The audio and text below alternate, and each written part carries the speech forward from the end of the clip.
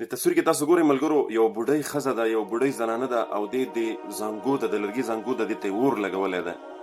سوشل میډیا باندې چې دی دا تصویر ډېر وایرل دی او ډېر چې دی شیر کیږي. کله چې د دې سره مونږ تړلی معلومات چې دی هغه وکتلو،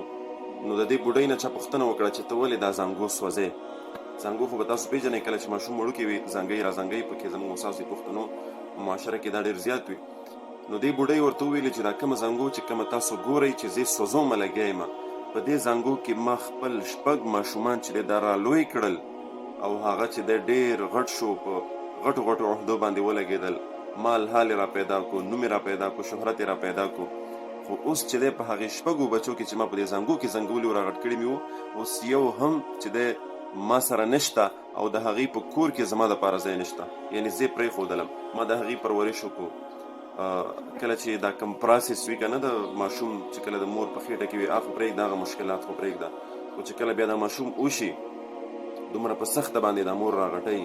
تر دې پورې چې وایي کله ماشوم د شپې متیازې وکړي نو دا ماشوم چې کله وجاړي مور هغه ماشوم راوچت کړي، هغه په وچ ځای باندې واچوي، یعنې په خپل ځای باندې دا مور د هغه په هغه لوند ځای باندې سملي په کوم ځای باندې چې هغه متیازې کړي وي. داسې ډېر مشکلات شپې ورځ په هغې باندې چې دی تېرېږي او مشکلات او نه خوب او نه خوراک او څومره تکالیف چې وي هغې نه تاسو ټول واقف یې. نو دغه مور چې کله دغه ماشوم دومره په سختو باندې رالوی کړي، خړپوس یې ګرځېدل، د لاس نیولی د خپو او د ګرځېدو چل ورته وښیي، دغه رنګې د منډو تړلو چل ورته وښیي، د خوراک څښاک د پاکېدو ټول هغه ترتیب ورته برابر کړي. بیا چې کله دغه بچی راغټ شي، یو څه پیسې لاسته راشي، یو څه راغټ شي، یو نوم کار او عهده پیدا کړي، بیا په دغسې وخت کې دا چې دی د خپله مور پرېږدي، نو سوچ کوئ چې په دې مور به څه تېرېږي. نو دا مور وایي چې ما دې زنګو ته ځکه ور ولګولو چې کله زه دې زنګو ته ګورم نو ما ته ډېر تکلیف میلاویږي چې په دې کې ما 6 اولادونه راغټ کړل، د هغې 6 اولادونو په کور کې نن زما دپاره ځای نشته، نو په دې وجه زه دا زنګو نن سوځوم. ټولو هغې زامنو ته زما خواست دی، دا ویډیو پیغام دی چې د چا نه موریانې خفه دي، قسم دی دغه مور چې دا دی چې ونه بخي الله دې نه بخي، دا یاد وساته.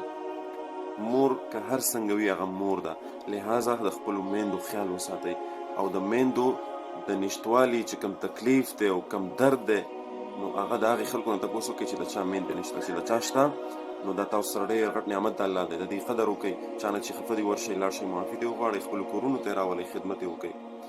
دا مور ما تاسو ویلې چې دا ونه بخي، نه د حج بخي، نه د عمره بخي او نه د زکات بخي او نه د منځونه بخي او نه د تلاوتونه بخي، دا یاد وساته، د خپلو میندو خیال وساته. خپل آنلاین قرآن او دینی علوم زده کول غواړئ او یا خپلو بچیانو کشرانو ته په خپل کور کې په خپله نګرانۍ کې آنلاین د قرآن حفظ، ناظرات، تجوید، قاعده، مسنون دعاګانې، د اودس، د غسل مسایل، څومره چې دیني مسایل دي دا ور زده کول غواړئ نو هم نن زموږ په دې بیت العتیق آنلاین قرآن اکیډمۍ کې ایډمیشن وکړئ، داخله وکړئ. تاسو که د دنیا په هر ګوټ کې په هر ځای کې هم نن زموږ په دې اکیډمۍ کې داخله وکړئ، انشاءالله العظیم په احسنه طریقه سره، په بهتره طریقې سره به ستاسو کشرانو ته تاسو ته دیني زده کړې درکول کېږي.